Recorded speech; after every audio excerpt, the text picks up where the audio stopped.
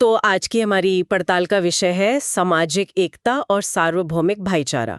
हमारे पास हार्टफुलनेस पत्रिका से एक अंश है जो एक बहुत ही सीधे साधे नियम पर केंद्रित है। सभी को अपना भाई समझें और उसी के अनुरूप उनके साथ व्यवहार करें। हाँ, और ये एक ऐसा सिद्धांत है जो सुनने में बहुत आसान लगता है। दुनिया की लगभग हर आध्यात्मिक परंपरा के दिल में यही बात है। एक सुनहरा नियम कह सकते हैं। सही बात है, लेकिन यही तो सबसे बड़ा सवाल है ना। अगर ये विचार इतना सरल और सार्वभौमिक है तो हमारी दुनिया इतनी बटी हुई क्यों है? बिल्कुल। इस आसान से नियम को असलियत में जीना इतना मुश्किल क्यों हो जाता है? और यही विरोधाभास आज की हमारी बातचीत का केंद्र है।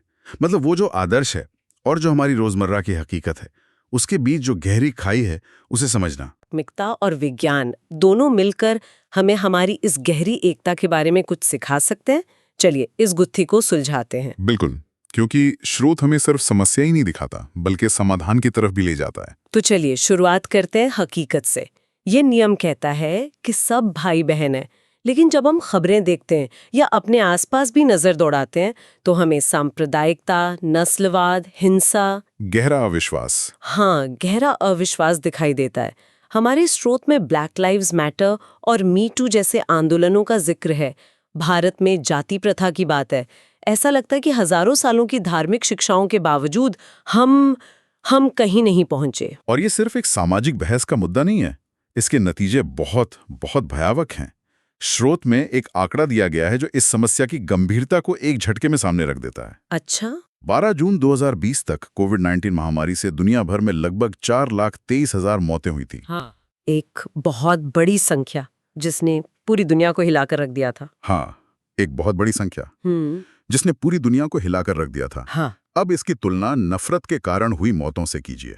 स्रोत हमें याद दिलाता है नाजियों द्वारा मारे गए लाखों यहूदी, स्टालिन या ईदी अमीन जैसे तानाशाहों द्वारा की गई हत्याएं, या फिर 1947 में भारत पाकिस्तान विभाजन के दौरान हुई भयानक हिंसा।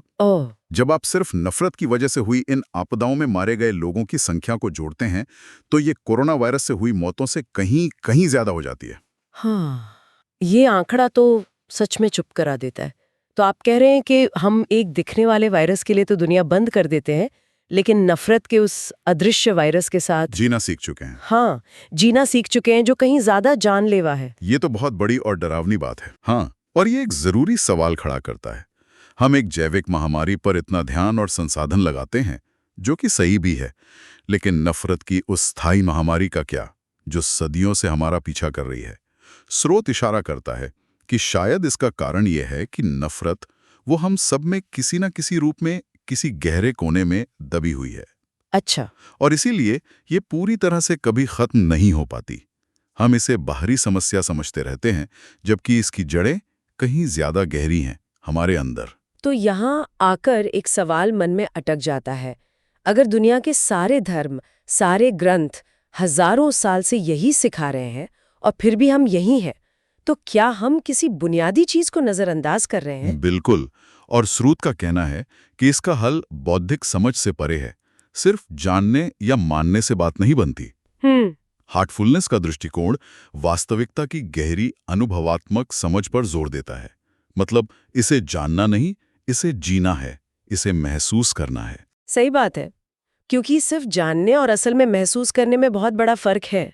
हम सब जानते हैं कि गुस्सा करना बुरा है, पर जब आता है तो सब भूल जाते हैं। तो वो जो अनुभव है वो ही असली चीज है। बिल्कुल। और इसी अनुभव को समझाने के लिए स्रोत में बाबूजी का एक बहुत सुंदर उदाहरण है। वो कहते हैं, जिस प्रकार एक माँ के बच्चे एक दूसरे के साथ एक ही रिश्ते से जुड़े रहते हैं, उसी प्रकार मूल स्रोत से उत्पन्न सभी प्राणी भाईचारे की डोर से और समान रिश्ते से बंधे हैं। ये एक बहुत ही सरल और शक्तिशाली छवि है। मतलब हम सब एक ही ऊर्जा, एक ही स्रोत के बच्चे हैं। हाँ, और अगर हम इस बात को सच में अनुभव कर लें तो नफरत की गुंजाइश ही कहाँ बचती है। इसका सार यह है कि अगर हम सब एक ही ईश्वरीय चेतना के हिस्से हैं तो हम अलग हो ही नहीं सकते। इसीलिए स्रोत कहता है कि जब कोई किसी को तकलीफ देता है तो असल में वो स्रोत को और अनजाने में खुद को ही तकलीफ दे रहा होता है। लेकिन फिर ये जो हमें अलग अलग व्यक्तित्व दिखते हैं, कोई शांत है, कोई गुस्सैल, कोई लालची, ये सब क्या है अगर हमारी आत्मा एक ही है? स्रोत के अनुसार ये सिर्फ हमारे कर्मों का नतीजा है। जैसे एक साफ शीशे पर धूल की अलग अलग परतें जम जाएं, है ना? वैसे ही हमारी मूल आत्मा पर हमारे कर्मों की परतें चढ़ गई हैं, जिससे ये अलग अलग व्यक्तित्व बन गए हैं। अच्छा। और ये जागरूकता, ये एकता का अनुभव स्रोत के मुताबिक आत्मा चक्र में गहराई से उतरने पर मिलता है, जिसे हृदय क्षेत्र का दूसरा बिंदु बताया गया है। और कमाल की बात यह है कि ये सिर्फ कोई आध्यात्मिक दर्शन या कल्पना नहीं है। आधुनिक विज्ञान भी अपने तरीके से इसी गहरी एकता की तरफ इशारा कर रहा है। यहाँ आकर ये चर्चा और भी दिलचस्प हो जाती है। हाँ, ये विज्ञान और आध्यात्मिकता का एक बहुत खूबसूरत संगम है। दोनों अलग अलग भाषा में एक ही कहानी कह रहे हैं। भौतिकी को ही ले लीजिए, बिग बैंग सिद्धांत।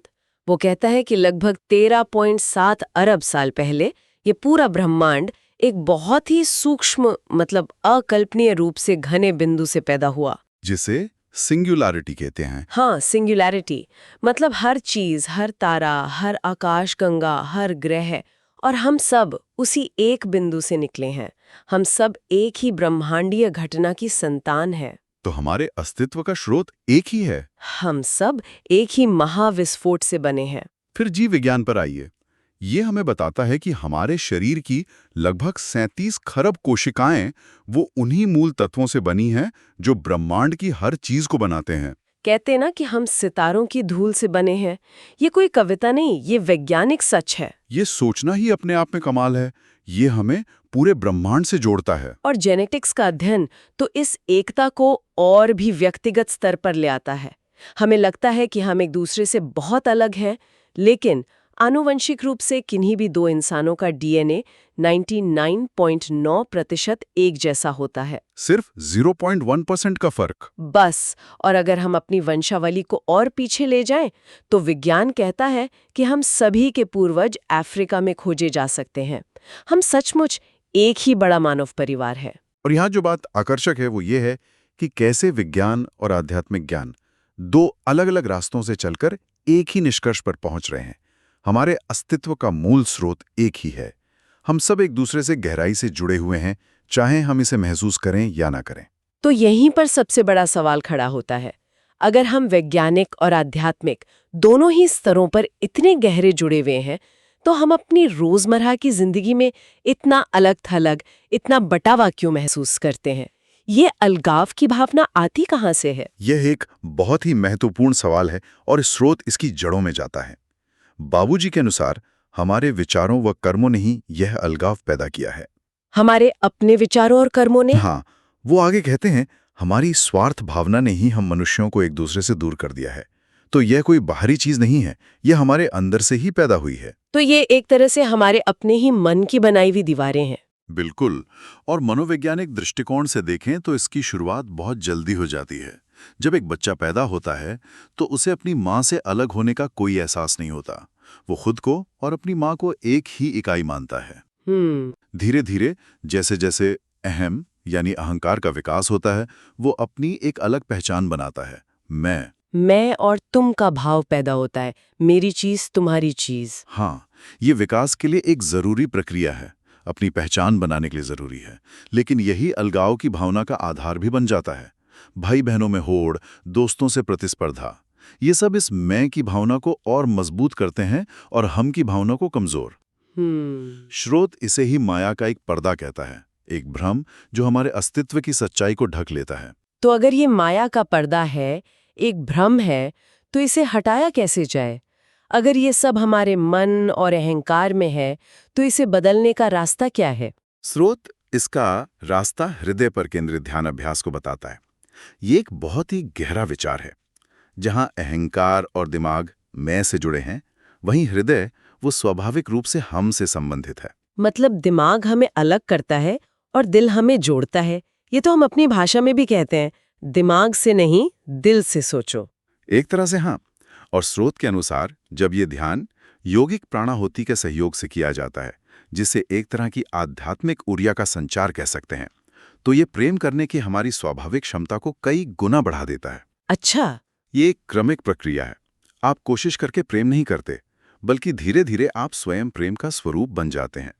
प्रेम आपका स्वभाव बन जाता है, कोई करने वाली क्रिया नहीं। ये एक बहुत बड़ा वैचारिक बदलाव है, प्रेम करना और प्रेम हो जाना। और इसका प्रभाव सिर्फ हम तक या हमारे आसपास के लोगों तक सीमित नहीं रहता। स्रोत में एक बहुत गहरा विचार है जिसे यौगिक विज्ञान कहा गया है। इसके अनुसार इस धरती पर हम जो भी करते हैं, जो भी आंतरिक बदलाव लाते हैं, उसका प्रभाव सूक्ष्म और ब्रह्मांडीय स्तरों पर भी पड़ता है। हमारी यहाँ की सफलता से हमें वहाँ सफलता मिलती है। ये पंक्ति स्रोत से है। इसका क्या मतलब है? इसका मतलब है कि ये दुनिया, हमारा ये जीवन, उस बड़ी और सूक्ष्म दुनिया का एक प्रतिबिंब है। जब हम यहाँ इस सांसारिक जीवन में अपने अहंकार, क्रोध और नफरत को परिष्कृत करते हैं, उसे बदलते हैं? हाँ, उसे प्रेम और एकता में बदलते हैं, तो हम सिर्फ खुद को नहीं बदल रहे होते, हम अपने अस्तित्व के सभी आयामों को, सभी उच्चतर क्षेत्रों को एक साथ रूपांतरित कर रहे होते हैं। हमारा ये जीवन हमारे पूरे अस्तित्व को बदलने का एक अनमोल अवसर है। ये ब्रह्मांडीय स्तर की बात तो बहुत गहरी है, लेकिन इसे जमीन पर कैसे उतारें? मतलब मेरे और आपके जैसे आम इंसान के लिए इस भाईचारे का रोजमर्रा की जिंदगी में क्या मतलब है? क्या इसका मतलब ये है कि हम सड़क पर हर किसी को गले लगाते फिरें, या कोई हमारे साथ बुरा करे तो भी हम चुप रहें? नहीं, बिल्कुल नहीं। और स्रोत इस बारे में बहुत स्पष्ट है। ये एक आम गलतफहमी है। सार्वभौमिक भाईचारे का मतलब ये नहीं है कि हम भोले बन जाएं या दूसरों को खुद का फायदा उठाने दें। इसका मतलब ये भी नहीं है कि हमें कोई धमकाए और हम चुपचाप सहते रहें, या किसी अपमानजनक रिश्ते में बंधे रहें। बिल्कुल। तो इसकी सीमाएं क्या हैं? यह संतुलन कैसे बनेगा? हाँ, यहाँ एक बहुत महत्वपूर्ण बात उठाई गई है, जो शायद इस पूरी चर्चा का सबसे जरूरी हिस्सा है। स्रोत कहता है, हम में दूसरों के लिए तब तक सच्ची करुणा नहीं हो सकती जब तक हम में स्वयं के लिए करुणा ना हो। अच्छा। नहीं हम दूसरों को प्रेम कर सकते हैं जब तक हम स्वयं से प्रेम ना करें। ये तो बहुत शक्तिशाली विचार है। मतलब भाईचारे की शुरुआत दूसरों से नहीं, खुद से होती है। हाँ, बिल्कुल। अगर आप खुद का सम्मान नहीं करते, खुद से प्रेम नहीं करते, तो आप दूसरों को सच्चा प्रेम और सम्मान दे ही नहीं सकते। वो सिर्फ एक दिखावा होगा, एक औपचारिकता होगी। सच्चे रिश्ते हमेशा आपसी प्रेम और सम्मान पर आधारित होते हैं। ये एक दूसरे से सीखने और एक दूसरे की मदद करने के बारे में है, न कि एक तरफा त्याग के बारे में। तो ये एक आंतरिक बदलाव की बात है, बाहरी दिखावे की नहीं। एकदम। जब हम ध्यान के अभ्यास में प्रगति करते हैं, तो हमारी जागरूकता का दायरा बढ़ता है। अलगाव की भावना धीरे धीरे कम होती है और एकता की भावना स्वाभाविक रूप से बढ़ने लगती है। तब दूसरों के साथ भाई बहन जैसा व्यवहार करना कोई नियम नहीं रहता जिसे आपको याद रखना पड़े। ये आपका स्वभाव बन जाता है। जैसे सांस लेना, ये अपने आप होता है। तो आज हमने एक बहुत ही सरल नियम, सभी को अपना भाई समझे, से शुरुआत की। फिर हमने देखा कि असल दुनिया इस आदर्श से कितनी दूर है, जहां नफरत से होने वाली मौतें एक महामारी से भी ज्यादा है। और फिर हमने उस गहरी एकता को खोजा जो इस सतही विभाजन के नीचे हमेशा मौजूद रहती है। हाँ, हमने आध्यात्मिकता और विज्ञान दोनों के चश्मे से देखा कि हम सब एक हैं। और फिर हमने मैं के अहंकार से हम के हृदय तक जाने का एक रास्ता भी देखा, ध्यान का रास्ता, जो सिर्फ हमें ही नहीं बल्कि स्रोत के अनुसार पूरे ब्रह्मांड को प्रभावित करने की क्षमता रखता है। अंत में एक विचार।